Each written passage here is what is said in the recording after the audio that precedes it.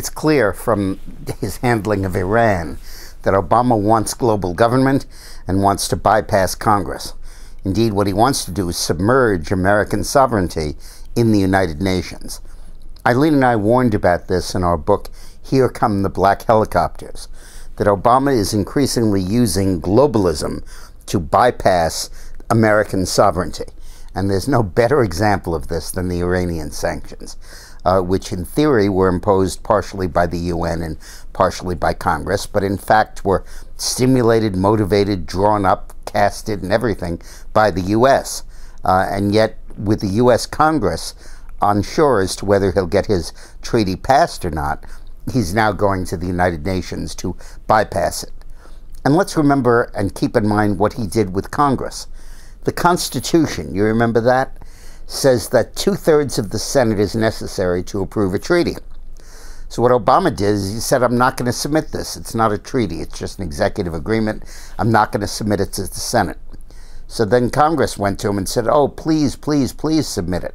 And he said, okay, I will submit it, and you can disapprove it by a majority resolution, which means a 2/3 majority, because then I can veto it and you need to override my veto.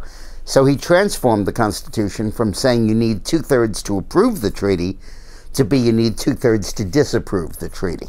And those are the ground rules that he set in Washington and that the Republican Party let him set.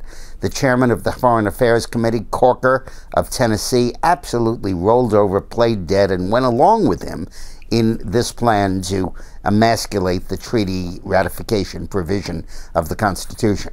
But the broader issue is that Obama wants a global governance, and he wants to use the treaty-making power to bypass Congress and to do everything he wants directly in cahoots with the United Nations.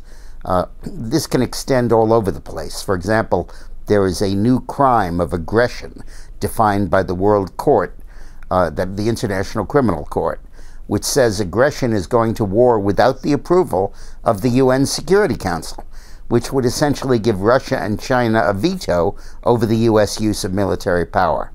This is an unprecedented emasculation of sovereignty, and it's totally outrageous. Thanks for watching.